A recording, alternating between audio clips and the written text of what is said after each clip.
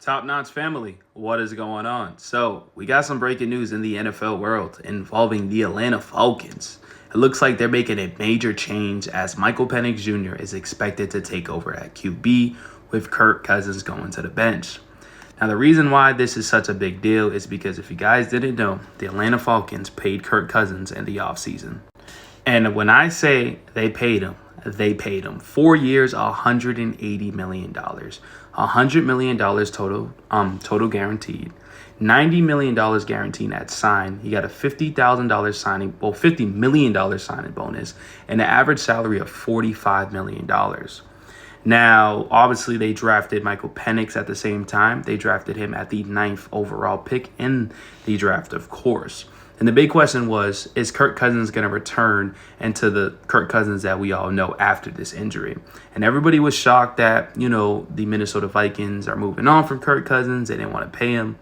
But now, look, they're laughing. They just clinched the playoffs. They have an amazing record, I believe, like 12-2, 11-2. Sam Darnold looks pretty darn good.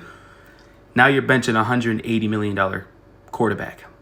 And now you have to start MICHAEL Penix. And the big question is, where do you go from here with Kirk Cousins?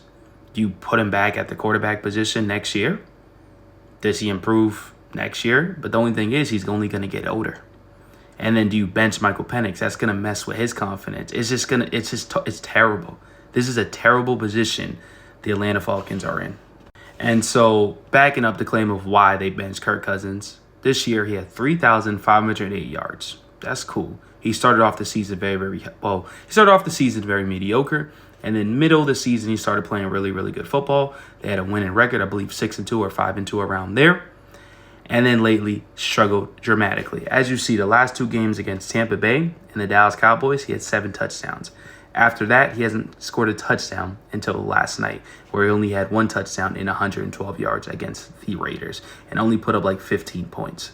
During that span, he had 6 interceptions, 0 offensive touchdowns. So I get it. You have to move on. You have a new head coach in Raheem Morris who's still trying to keep his job. At the end of the day, this is a business. And so this is going to be an organization problem. This is probably going to mess up the locker room, but it is what it is. So hopefully Kirk Cousins could realize I've been playing bad football, and this is what happens when you play bad football. Now, this is their next 3 games. I believe, like I said, they're 7-7. If they can win out, there's a good chance they do make the playoffs, but there's also a really good chance that they miss the playoffs.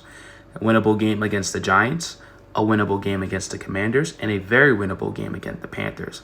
This team should easily go 3-0, but we'll see what happens. We'll see how good MICHAEL Penix Jr. is. And once again, I'm happy for MICHAEL Penix Jr. to get an opportunity to get a chance. So once again, if you guys want to stay updated to all NFL news just like this, basketball news, baseball news, whatever sport it is we cover, drop a sub. I appreciate that so much. Drop a like and comment down.